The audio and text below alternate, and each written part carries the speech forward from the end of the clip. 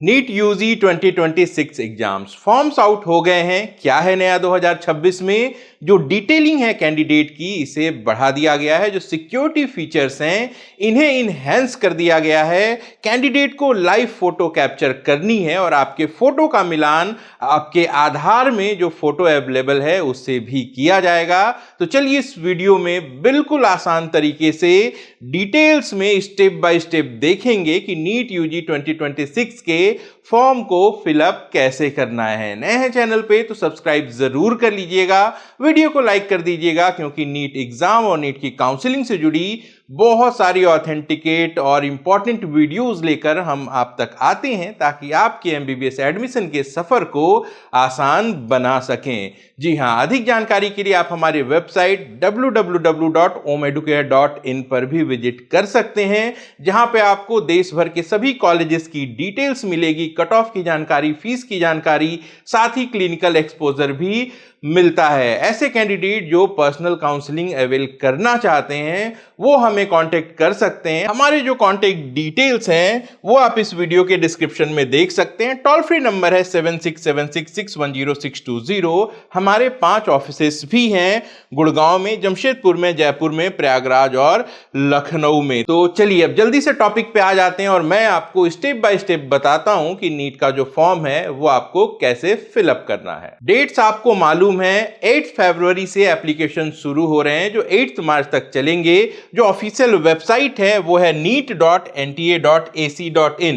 इस पे आपको विजिट करना है। कोशिश करें कि आप अपने पर्सनल कंप्यूटर से इसे एक्सेस करें। यहां पे आप जैसे ही जाते हैं जो डिटेल्स है वो आपके सामने आएगी। तो रजिस्ट्रेशन फॉर नीट यूजी 2026 पे आपको क्लिक कर देना है। इसके बाद यहां पे आप 3 तरीके की इंफॉर्मेशन देख रहे हैं। पहले जनरल इंफॉर्मेशन है, इसके बाद यहां न्यू रजिस्ट्रेशन है और फिर लॉगिन का ऑप्शन है। तो सबसे पहले जब आप फ्रेश रजिस्ट्रेशन करेंगे तो ऐसे में आपको न्यू रजिस्ट्रेशन पे क्लिक कर देना है। इसके बाद जो डिटेल्स हैं फॉर्म की वो आपको सामने दिखाई देंगी। कुछ जनरल इंफॉर्मेशन है, जैसे कि फॉर्म चार्जेस हैं, इसके अलावा कुछ गाइडलाइंस हैं पासवर्ड को लेके। तो यहाँ पे आपको अग्री करना है इनके टर्म एंड कंडीशन से। क्लिक टू प्रोसीड करेंगे और इसके बाद रजिस्ट्रेशन का सबसे पहला पार्ट जो है वो शुरू होता है, जहां आपको आपके बेसिक डिटेल्स डालने हैं। बहुत बार नाम में गलतियां हो जाती हैं, पेरेंट्स के नाम गलत हो जाते हैं, तो इस बार डबल वेरिफिकेशन सिस्टम सारे इंपॉर्टेंट कॉलम में आपको देखने को मिलेगा। Candidate name, father guardian name, mother guardian name, candidate का डेट ऑफ बर्थ और कैंडिडेट का जेंडर, ये सारी डिटेल्स आप जैसे ही भरेंगे आपको इन सारी डिटेल्स को यहां पे रिपीट करना है, ताकि किसी भी तरीके की गलती ना हो जाए। तो इससे जो स्पेलिंग एरर है नेम में वो दूर हो जाएगा। लेकिन कई सारे कैंडिडेट माता पिता के नाम को स्वैप कर देते हैं, तो इस चीज से बचिएगा। अब आप में से कई सारे कैंडिडेट ऐसे होंगे जिनके अलग अलग सर्टिफिकेट पे अलग अलग नाम हो सकते हैं, आधार में कुछ और नाम हो सकता है। तो याद रखिएगा, आधार में आपका जो नाम है और आपके 10th की मार्कशीट में जो नाम है वो दोनों सेम होना चाहिए, और आपको 10th के मार्कशीट को आधार मान के ही आगे प्रोसीड करना है। अगले पेज पे हम जाते हैं तो यहाँ पे आपका प्रेजेंट एड्रेस पूछा जाता है। आप वर्तमान में कहां रह रहे हैं उसका डिटेल्स यहां पे आपको फिलअप कर देना है। इसके बाद electronic communication address, email ID जिसकी आपके पास एक्सेस हमेशा बनी रहे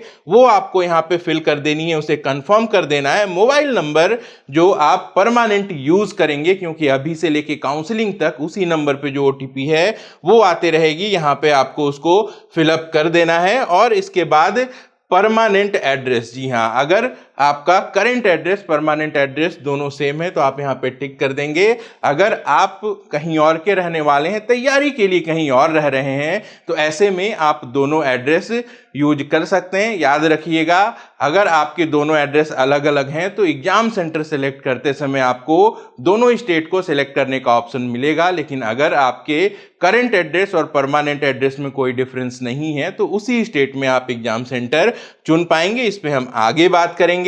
इसके बाद यहां पे आपको क्रिएट पासवर्ड करना है। जो पासवर्ड है वो आपका थोड़ा स्ट्रांग हो, ये जरूरी है। तो आगे आपको समझाने के लिए ये मैंने डिटेल्स भर ली हैं। यहाँ पे बेसिक डिटेल्स, एड्रेस, ये सब फिल करने के बाद देखिए यहाँ पे कंफर्मेशन आएगा, आई अग्री करना है यहाँ पे, और submit and send OTP to verify mobile number, इस ऑप्शन को क्लिक कर देना है। अब हम जैसे ही आगे बढ़ते हैं दोबारा से एक कंफर्मेशन पूछी जाती है और इसके बाद यहाँ पे एक विंडो आ जाता है, साथ ही आपके मोबाइल पे एक एसएमएस आ जाता है ओटीपी का। उस ओटीपी को आपको यहाँ पे फिल कर देना है और उसके बाद सबमिट रजिस्ट्रेशन फॉर्म पे क्लिक करना है। जैसे ही ये करते हैं जो पहला स्टेप है फॉर्म का वो कंप्लीट हो जाता है। टोटल 12 स्टेप्स हैं। सबसे पहला रजिस्ट्रेशन का है। रजिस्ट्रेशन जैसे ही कंप्लीट होता है आपको आपका एप्लीकेशन नंबर जनरेट होके मिल जाता है। जो पासवर्ड आपने क्रिएट किया है उसको आपको याद रखना है। आगे चल के इसी एप्लीकेशन नंबर और पासवर्ड की मदद से आप फॉर्म फिलअप कर पाएंगे, या फिर एडमिट कार्ड डाउनलोड करना हो, रिजल्ट देखना हो, ओएमआर देखनी हो तो यही एप्लीकेशन नंबर और पासवर्ड काम में आता है। आगे बढ़ते हैं। अगले पेज पे आप जैसे ही जाते हैं यहाँ पे देखिए जो टोटल स्टेप्स हैं वो आपको दिखाई देते हैं। रजिस्ट्रेशन कंप्लीट हो गया है तो यहाँ पे ये टिक हो चुका है। अब सेकेंड है रजिस्टर पर्सनल डिटेल्स। यहाँ पे आपके फॉर्म का स्टेटस दिखेगा, कौन सा कंप्लीट है कौन सा इनकम्प्लीट है। तो एक सीक्वेंस में ये कंप्लीट होता है। तो स्टेप 2 रजिस्टर पर्सनल डिटेल्स पे आप जैसे ही क्लिक करते हैं आप आगे के पेज पे चले जाएंगे। इन केस अगर आप लॉग आउट हो जाते हैं, आपका रजिस्ट्रेशन कंप्लीट हो चुका है, तब आपको फिर से होम पेज पे आना है। न्यू रजिस्ट्रेशन आप ऑलरेडी कर चुके हैं, आपके पास एप्लीकेशन आईडी है, पासवर्ड भी है, तो आप यहां से लॉगिन का ऑप्शन क्लिक करेंगे। क्लिक करने के बाद आपका एप्लीकेशन नंबर फिल करेंगे, पासवर्ड फिल करेंगे, जो कैप्चा कोड है वो डालेंगे और लॉगिन करेंगे तो वापस उसी पेज पे पहुंच जाएंगे जहां तक आपने अपने फॉर्म को कंप्लीट कर रखा था। आगे बढ़ते हैं। अब यहां से आपको पर्सनल डिटेल्स भरनी है। तो यहां पे कुछ ऐसे कॉलम्स हैं जो ऑलरेडी भरे हुए आएंगे। नेशनैलिटी आपको आपकी भरनी है।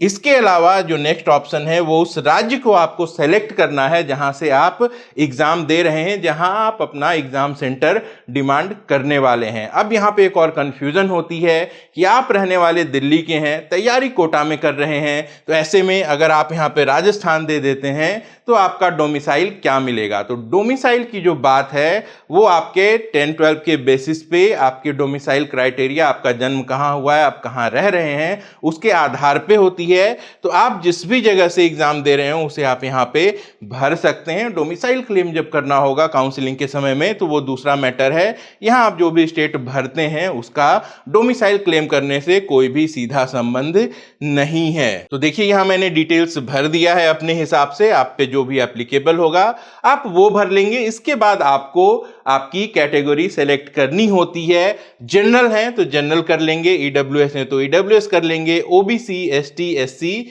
जो भी कैटेगरी आपके लिए एप्लीकेबल है आपको यहां पे सेलेक्ट कर लेनी है। ओबीसी के बहुत सारे कैंडिडेट ऐसे होते हैं जिनकी कास्ट जो है वो स्टेट की लिस्ट में तो होती है लेकिन सेंट्रल लिस्ट में नहीं होती, तो आपको वहां पे जनरल कैटेगरी चूज करना है। ऐसे कैंडिडेट जिनकी कास्ट सेंट्रल लिस्ट में है वही यहां पे ओबीसी सेलेक्ट करेंगे। जी हां, परेशान मत होइएगा, अगर स्टेट की लिस्ट में आपका नाम आता है तो जब आप स्टेट काउंसलिंग कर रहे होंगे तो वहां पे आपको एडिट करने का मौका मिलता है, वहां से आप अपने ओबीसी कैटेगरी का बेनिफिट ले सकते हैं। लेकिन सेंट्रल इंस्टीट्यूट जितने भी हैं या फिर जो ऑल इंडिया कोटा है उसमें आपको ओबीसी का बेनिफिट नहीं मिलेगा।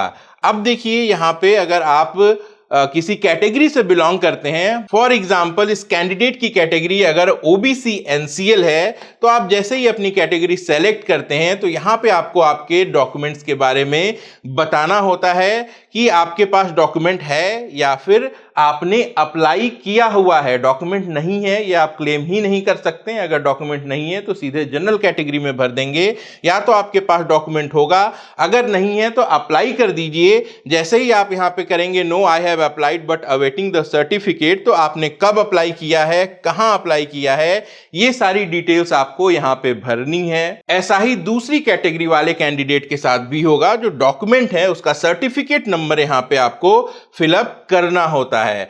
अब आगे चलते हैं। यहां पे एक ऑप्शन आपको देखने को मिलेगा, क्या आपको डायबिटीज है। क्यों ऐसा पूछा जाता है? क्योंकि ऐसे कैंडिडेट हो सकते हैं जो डायबिटिक हो, इसके कारण उनको परेशानी होती हो। तो ऐसे कैंडिडेट को एग्जामिनेशन हॉल में चीनी की गोलियां और फ्रूट्स ले जाने की अनुमति होती है। अगर उनको वॉशरूम जाना हो तो इसके लिए भी थोड़ी रिलैक्सेशन यहाँ पे मिल जाती है। तो आप अपने हिसाब से यहाँ पे यस नो जो भी एप्लीकेबल हो वो भर लेंगे। फिर आप जिस जगह पे रहते हैं वो अर्बन है या फिर रूरल है, आप शहरी क्षेत्र से आते हैं या फिर ग्रामीण क्षेत्र से आते हैं वो सेलेक्ट करना है। शहरी क्षेत्र से आते हैं तो यहाँ पे अर्बन सिलेक्ट कर लेंगे। इसके बाद देखिए यहाँ पे एनुअल फैमिली इनकम पूछी जाती है, यानी कि आपकी अगर इनकम हो तो या फिर आपके पेरेंट की टोटल इनकम कितनी है। यहाँ पे अलग अलग स्लैब है, जो मैक्सिमम स्लैब है वो 8 लाख एंड अबव का है। तो बहुत बार कैंडिडेट यहाँ पे भी कंफ्यूज होते हैं कि कितना भरना है, बहुत ज़्यादा अमाउंट डाल देते हैं तो कहीं कोई प्रॉब्लम तो नहीं होगी। तो देखिए ऐसा कुछ भी नहीं है, इसमें से जो भी एप्लीकेबल है आप आराम से डाल सकते हैं। गवर्नमेंट बस डेटा कलेक्ट करने के लिए ये सारी इंफॉर्मेशन लेती है। आगे बढ़ते हैं, यहाँ पे आपसे पूछा जाएगा कि क्या आप माइनॉरिटी से बिलोंग करते हैं। अगर आप किसी माइनॉरिटी से बिलोंग करते हैं, यस करते हैं वहाँ पे, तो ये सारे ऑप्शंस हैं, इसमें से जो एप्लीकेबल हो वो सिलेक्ट कर लेंगे। अगर माइनॉरिटी से बिलोंग नहीं करते हैं तो सिंपली उसको नो कर देंगे और आगे बढ़ जाएंगे। इसके बाद आपसे पूछा जाएगा कि आपका कंट्री ऑफ रेजिडेंस क्या है। यहां से आपको अपनी कंट्री सिलेक्ट कर लेनी है। इसके बाद पूछा जाएगा कि आपने एग्जाम की तैयारी कैसे की है। अलग अलग ऑप्शंस हैं, कोचिंग है, सेल्फ स्टडी है, ऑनलाइन कोचिंग है। तो फिर से वही कहूंगा कि ये गवर्नमेंट बस एक डेटा तैयार करती है, उसके लिए पूछा जा रहा है। तो इसमें से जो भी आपको सुटेबल लगे आप सिलेक्ट कर सकते हैं। बहुत ज्यादा इंपॉर्टेंस इस कॉलम की नहीं है। आगे बढ़ते हैं, तब आपसे ये पूछा जाता है कि क्या आप नीट के एग्जाम में एक ट्रेडिशनल ड्रेस पहन के आना चाहते हैं। फॉर एग्जाम्पल, अगर कोई बिटिया मुस्लिम कम्युनिटी से बिलोंग करती है और वो अपने पारंपरिक ड्रेस में जाना चाहती है तो उसे यहाँ पे पहले डिक्लेयर कर देना होगा यस, अदरवाइज आपको इसको सिंपली नो कर देना है अगर ये एप्लीकेबल नहीं है तो। इसके बाद सिक्योरिटी कोड डालेंगे, आगे बढ़ जाएंगे, दोबारा कंफर्मेशन पूछेगा और आप फिर नेक्स्ट पेज पे चले जाएंगे। ये पेज उन कैंडिडेट के लिए है जो पर्सन विथ डिसेबिलिटी हैं, तो यहाँ पे आपको यस या नो सेलेक्ट करना है। ऐसे कैंडिडेट जो यहाँ पे यस सेलेक्ट करेंगे, अगले बार उनसे यह पूछा जाएगा कि आपके पास अगर यूडी आईडी है तो आप यहाँ पे सिलेक्ट करिए और उसका नंबर फीड करिए, या फिर अगर आपके पास डिसेबिलिटी सर्टिफिकेट है तो आपको उसका नंबर यहाँ पे फीड करना है। तो इस हिसाब से आप इसको फिलअप कर लेंगे। यहाँ से आगे बढ़ेंगे, सिक्योरिटी कोड आएगा, सबमिट करेंगे और पहुंच जाएंगे अगले पेज पर। अब देखिए यहाँ पे आपसे डिक्लेरेशन मांगा जा रहा है कि आप अपने आधार या फिर आपका जो भी यूआईडी कार्ड है उसका जो भी एक्सेस है वो आप इनको ग्रांट कर रहे हैं वेरिफिकेशन के लिए। फिर आप जैसे ही इसमें अग्री करते हैं, यहाँ टिक जैसे ही करते हैं, आपको यहाँ पे आपकी आधार संख्या फीड करनी है। कंफर्मेशन के लिए इसे 2 बार यहाँ पे भरना है। फिर नीचे सिक्योरिटी कोड है, इसको डालने के बाद आप यहाँ से आगे बढ़ सकते हैं। याद रखिएगा आप इस डेटा को चेंज नहीं कर सकते हैं। इन केस आपके पास आधार कार्ड नहीं है तो दूसरे पहचान विकल्प चुनने के लिए आप इस जगह पे क्लिक कर सकते हैं। नेक्स्ट पेज पे जैसे ही जाएंगे तो आपके आधार में जो भी मोबाइल नंबर रजिस्टर्ड होगा उस पे एनटीए एक वेरिफिकेशन कोड सेंड कर देगा।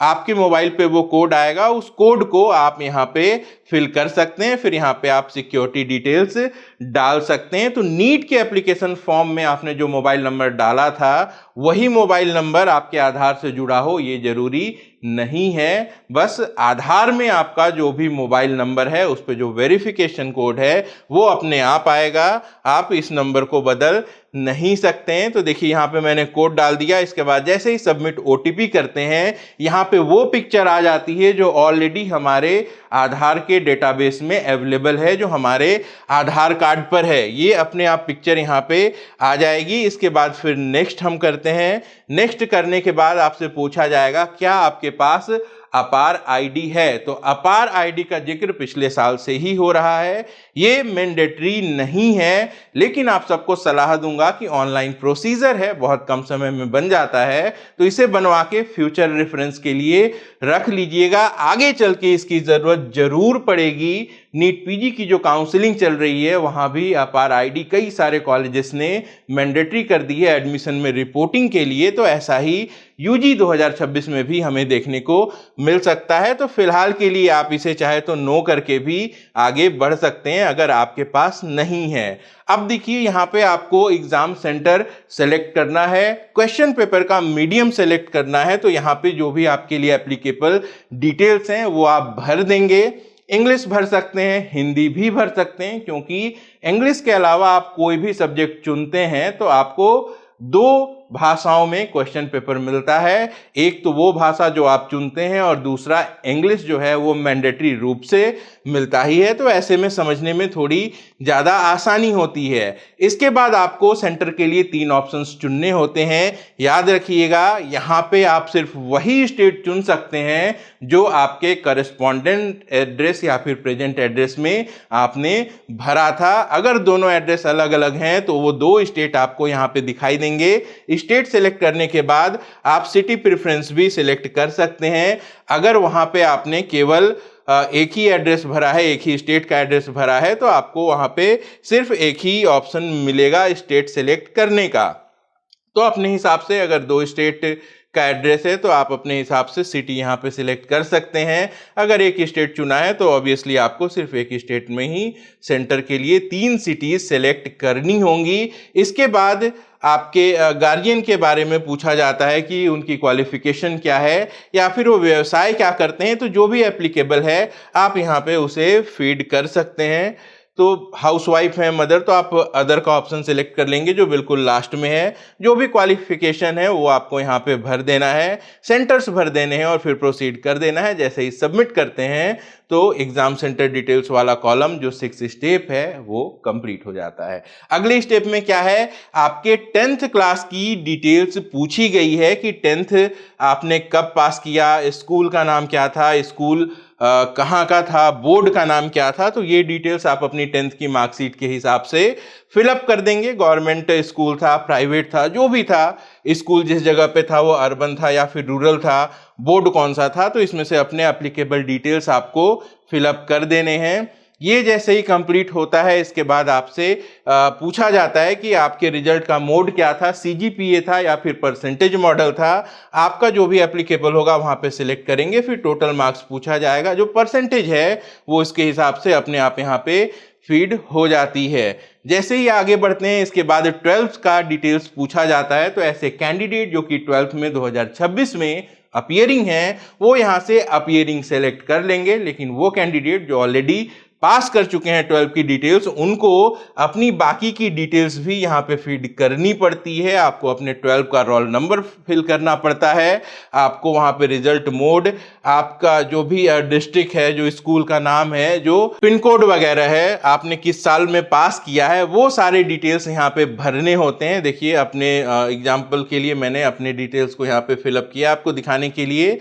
और इसके बाद यहाँ पे आपको कोड भरना होता है। तो बेसिकली कोड को लेके बहुत ज़्यादा कंफ्यूजन होती है, आप मत होइएगा, मैं आपको बता रहा हूं। ऐसे कैंडिडेट जो अभी 12th में अपीयरिंग हैं वो कोड 1 भरेंगे और वो कैंडिडेट जो 12th की परीक्षा पास कर चुके हैं वो कोड 2 भरेंगे। अब बहुत सारे कैंडिडेट ऐसे होते हैं जो कई साल से तैयारी कर रहे हैं और उन्होंने आगे ग्रेजुएशन में एडमिशन ले लिया है, तो ये उसके डिटेल्स हैं। कोड 3 से लेके कोड 7 तक जो भी एप्लीकेबल हो आप यहाँ पे चुन सकते हैं। लेकिन एक आपको मैं ट्रिक बता दूं कि अगर आपने किसी कोर्स में एडमिशन लिया था और वो पढ़ाई आपने बीच में छोड़ दी है, लेकिन आपके पास 12 क्लास का migration, character certificate, passing certificate, ये सारी डॉक्यूमेंट्स अवेलेबल हैं, तो आप वहाँ पे कोड 2 भर सकते हैं। अदरवाइज आप जहाँ पे पढ़ाई कर रहे थे वहाँ का जो ट्रांसफर सर्टिफिकेट होता है वो आपके लिए मैंडेटरी डॉक्यूमेंट बन जाता है इस कोड को सिलेक्ट करने के बाद। चलिए अब यहाँ से आगे बढ़ते हैं। ये सारी डिटेल्स कंप्लीट होने के बाद 12 में आपका जो भी रिजल्ट का मेथड था, जो मोड था, परसेंटेज या सीजीपीए, वो फिल कर देंगे। अपनी रिजल्ट के डिटेल्स को फिल करके जैसे ही आप प्रोसीड करेंगे तो वो सेक्शन भी कंप्लीट हो जाएगा। अब यहाँ पे यह बात पूछी गई है कि क्या आप ट्विन्स हैं और आप दोनों ही एग्जाम दे रहे हैं, तो यहाँ से यस और नो का ऑप्शन है। अगर आप ट्विन हैं, यहाँ पे जैसे ही यस करते हैं तो आपके उस ट्विन ब्रदर या सिस्टर का 10th का जो रोल नंबर है वो भी यहाँ पे पूछा गया है और उसके 10 क्लास के सर्टिफिकेट के हिसाब से जो नाम है वो भी पूछा गया है। ये सिक्योरिटी के लिए इन्होंने ऐड किया है। अब इसके बाद जो अगला कॉलम है वो ये पूछते हैं कि क्या आप इससे पहले भी नीट के एग्जाम में अपीयर हो चुके हैं। तो अगर आप रिपीटर हैं तो यहाँ पे यस कर देंगे। अगर आप यहाँ पे यस करते हैं तो आपसे ये पूछा जाएगा कि इससे पहले आपके टोटल नंबर ऑफ अटेम्प्ट्स कितने हैं, तो अपने हिसाब से आप यहाँ पे भर देंगे। फिर से यहाँ पे आपसे रिकन्फर्म किया जा रहा है कि आपका प्लेस ऑफ बर्थ क्या है, स्टेट क्या है और डिस्ट्रिक्ट क्या है। तो ये सारी जानकारी आप पे जो भी एप्लीकेबल हो आपको यहाँ पे फिलअप कर देनी है, कोड डालना है। इसके बाद अगले पेज पे जैसे ही आते हैं यहाँ पे आपके पेरेंट्स का इमरजेंसी कॉन्टेक्ट पूछा जाता है। कंट्री कोड सेलेक्ट करके मोबाइल नंबर यहाँ पे फीड करना है। तो जो मोबाइल नंबर ऑलरेडी आप यूज कर चुके हैं, एक मेन नंबर और एक अल्टरनेट नंबर, उन दोनों को छोड़ के कोशिश करिएगा जो आपके पेरेंट का मोबाइल नंबर हो उसको ही यहाँ पे फीड करना है और जो एक वैलिड ईमेल आईडी हो उसको यहाँ पे फीड करना है, क्योंकि इसका वेरिफिकेशन होता है। नेक्स्ट पेज पे जाएंगे। फीड करने के बाद तो आप देखेंगे ओटीपी भेजी जाएगी उस मोबाइल नंबर पे और उस ईमेल आईडी पे जो अभी अभी आपने भरी थी। उस ओटीपी को आपको यहाँ पे फीड करके वेरीफाई एंड नेक्स्ट पर क्लिक करना है। फिर अगले पेज पर लाइव फोटोग्राफ वाला जो ऑप्शन है वो आ जाता है। आपके कंप्यूटर में अगर कैमरा इनबिल्ट नहीं है तो आप चाहें तो वेब कैम का यूज कर सकते हैं, लेकिन अगर आपके पास वेब कैम भी नहीं है तो बिल्कुल परेशान मत होइएगा।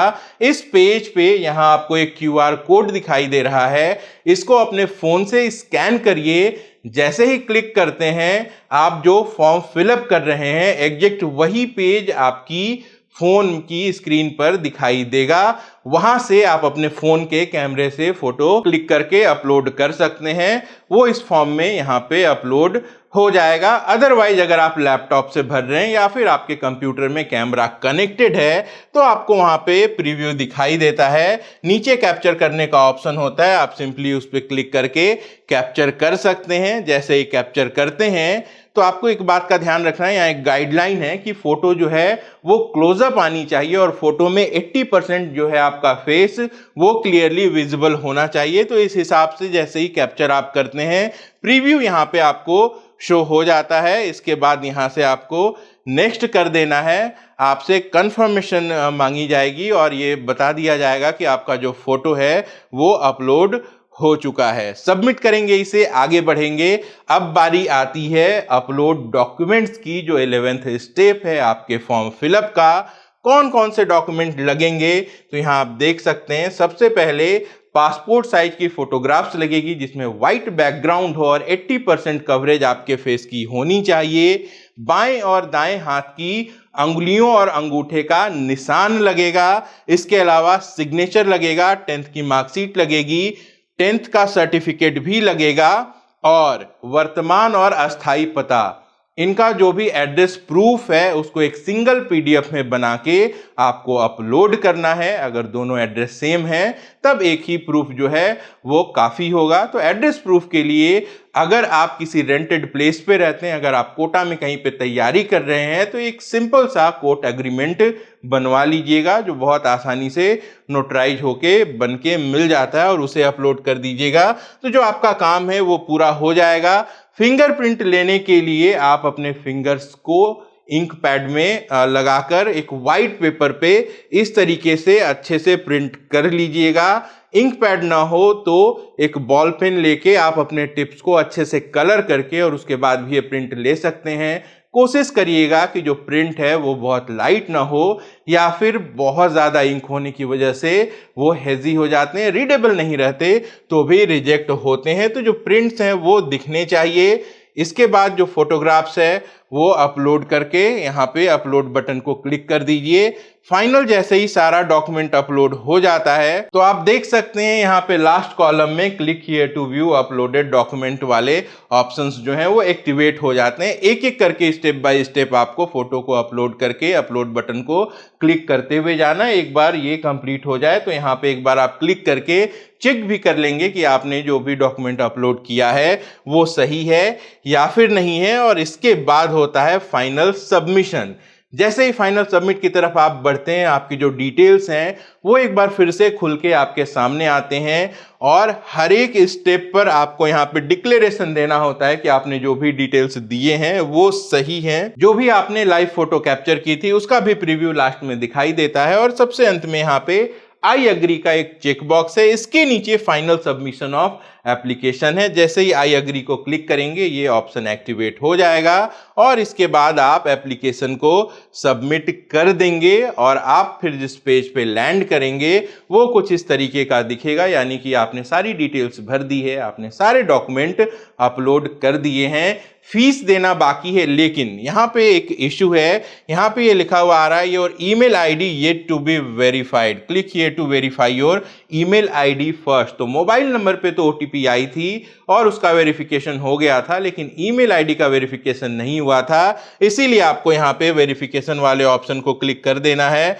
नेक्स्ट जैसे ही जाते हैं तो आपकी जो भी रजिस्टर्ड ईमेल आईडी है वो यहाँ पे शो होगी। नीचे आपको सिक्योरिटी कोड डालने को कहा जाएगा, डाल के सबमिट करेंगे। इसके बाद आपके ईमेल पे ओटीपी आ जाएगी, उसे फीड कर दीजिएगा और ईमेल वेरिफिकेशन जो है वो सक्सेस हो जाएगा। और अब आप जिस पेज पे पहुंचेंगे यहाँ पे आप देख सकते हैं एक ऑप्शन है एडिट एप्लीकेशन फॉर्म का। अगर कुछ आपको चेंजेस करने हैं तो अभी भी आप एडिट करके उस चेंजेस की तरफ मूव कर सकते हैं। अदरवाइज आपको यहाँ पे एग्जामिनेशन फी पे क्लिक कर देना है। जैसे ही इस पे क्लिक करते हैं यहां से ऑनलाइन पेमेंट का ही ऑप्शन होता है, तो आपको सिंपली इसको सिलेक्ट करके प्रोसीड फॉर पेमेंट करना है। यहां पे 4 पेमेंट गेटवे हैं, चाहे आपके पास किसी भी बैंक का क्रेडिट कार्ड हो, डेबिट कार्ड हो या इंटरनेट बैंकिंग की फैसिलिटी हो, तो यहां जो 4 ऑप्शंस दिखाई दे रहे हैं ये पेमेंट गेटवे हैं। यानी कि यहां अगर HDFC बैंक लिखा हुआ है तो जब हम इसको क्लिक करेंगे तो इस ऑप्शन के अंदर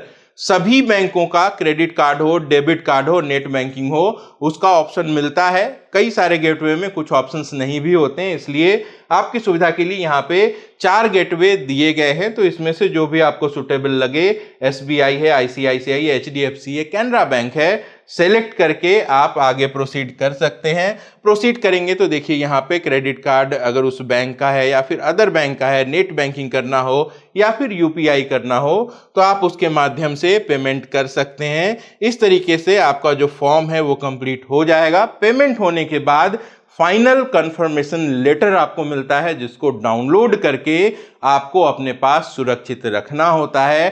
कंफर्मेशन लेटर आपके ईमेल आईडी पर भी मिल जाता है। तो एक बार मैं आपको फिर से बता दूं, जो डॉक्यूमेंट अपलोड वाला सेक्शन है तो यहाँ पे हमने जो भी डिटेल्स देखी थी ये एक जनरल कैंडिडेट के लिए थी। अगर यहाँ पे आप OBC या फिर EWS या फिर SC/ST कैटेगरी से बिलोंग करते हैं तो रिलेटेड जो डॉक्यूमेंट्स हैं उसे भी यहाँ पे अपलोड करना होगा। OBC और EWS में जब काउंसलिंग होती है तो ये कहा जाता है कि जो करंट सेशन है यानी कि जो फाइनेंशियल ईयर है उसका जो सर्टिफिकेट है वही एप्लीकेबल होता है। तो फाइनेंशियल ईयर जो है 1 अप्रैल 2026 से शुरू होगा। ऐसे में आप पहले का बना हुआ जो भी सर्टिफिकेट है उसे फिलहाल के लिए अपलोड कर सकते हैं, फॉर्म रिजेक्ट नहीं होगा। लेकिन जैसे ही 1 अप्रैल आ जाता है तब OBC NCL का सर्टिफिकेट और EWS का जो इनकम सर्टिफिकेट होता है वो आपको फ्रेश बनाना जरूरी है, तभी काउंसलिंग में आप इसका बेनिफिट ले सकते हैं। आई होप आपको चीजें अच्छे से समझ में आ गई होंगी, तो लाइक कर दीजिएगा वीडियो को, इससे हमें हौसला मिलता है। अगर अभी भी कोई कंफ्यूजन है तो कमेंट में पूछिए, जवाब देने की पूरी कोशिश की जाएगी। ऐसे लोग जो पर्सनल काउंसलिंग गाइडेंस चाहते हैं, खासकर प्राइवेट कॉलेजेस के लिए, क्योंकि कॉलेजेस बहुत महंगे हैं, करोड़ों में फीस है, ऐसे में आपके लिए जरूरी है सबसे बेस्ट कॉलेज का चुनाव आपके स्कोर के बेसिस पर, ताकि आप अपना 5.5 साल का वक्त जहां पे बिताएं वहां पे पैसे जो आप पे कर रहे हैं उसके बदले आपको सीखने की अच्छी से अच्छी अपॉर्चुनिटी मिल सके। तो गाइडेंस लेना हो तो हमारा टोल फ्री नंबर आप स्क्रीन पर देख रहे हैं, बाकी कॉन्टेक्ट डिटेल्स इस वीडियो के डिस्क्रिप्शन में मौजूद हैं। 5 ऑफिसेस हैं हमारे, आप इसे भी विजिट कर सकते हैं। और क्या करना है आपको, हमारे वेबसाइट omeducare.in पर जाइए, फ्री रजिस्ट्रेशन करिए और गवर्नमेंट कॉलेजेस के 3 साल के कट ऑफ आप बिल्कुल आसान तरीके से कैटेगरी वाइज देख सकते हैं, कॉलेज वाइज देख सकते हैं, ईयर वाइज देख सकते हैं, राउंड वाइज देख सकते हैं। तो बिल्कुल भी रजिस्ट्रेशन करना मत भूलिएगा। वेबसाइट है omeducare.in।